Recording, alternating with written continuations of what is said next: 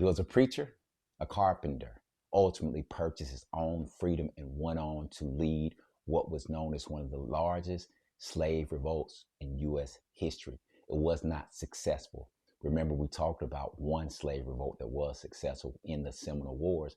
But ladies and gentlemen, today we're talking about Charleston, South Carolina, and we're talking about Denmark Vesey. Named Denmark Vesey, Vesey after slave owner Denmark because St. Thomas, as I understand, was once owned by the Dutch.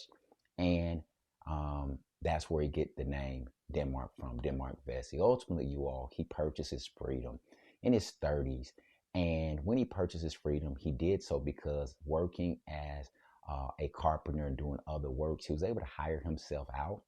And he played the lottery, won the lottery about $1,500. $600 was used for him to purchase his freedom. He used the rest to get his formal education and training in carpentry and went on to lead one of the largest slave revolts in United States history. It was a failed one.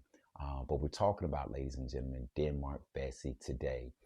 Denmark was an individual who was a preacher. He was part of the AME church there, and he did not believe that blacks should be enslaved. He didn't read the Bible in the same way. He was married. In fact, they said he had a number of different wives, but his first wife was never freed, and nor was his children.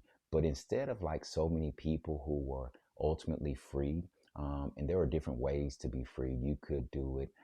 You could be manumitted. You can do a good deed, help save a white person, and they can give you a freedom, or you could purchase it. He purchased his, but he didn't want to just live his life knowing that his brothers and sisters were free. So ultimately, he did put together this plan to kill the governor, burn down the town, if you will, and go back to Haiti because he would have heard about the Haitian Revolution. Because when those individuals fled Haiti, after Haiti gained its independence after defeating the French in about 1804, I believe it was, a lot of the whites fled there and went from there and went to Charleston, South Carolina. So he would have known about that and been inspired. But at the end of the day, I want you to know that Denmark was an incredible person with respect to who he was and what he was able to do in his life. By the time he was killed for what he'd done, I think it was around 55 years old. He was hanged along with two of the governor's slaves who were planning on killing the governor in his sleep, as well as during that time, over 100 people were arrested. I think 131, 67 were convicted. Not the traditional trial that you would think of. The individuals who were ascertaining whether or not they were guilty were slaveholders and other individuals. But ultimately, he was killed. It was public.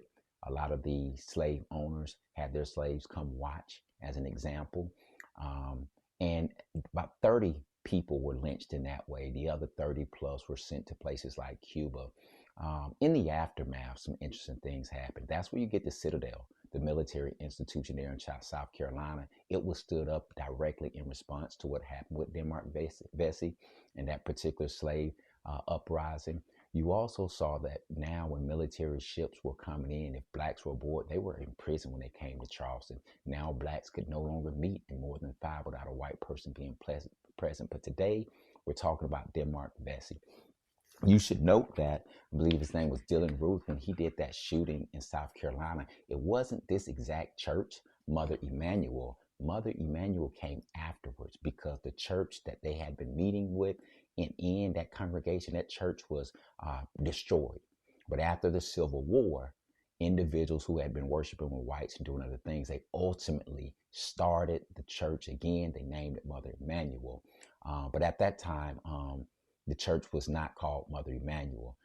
In fact, the church they had where Morris Brown ultimately was the minister, Morris Brown College here in Atlanta is named after him.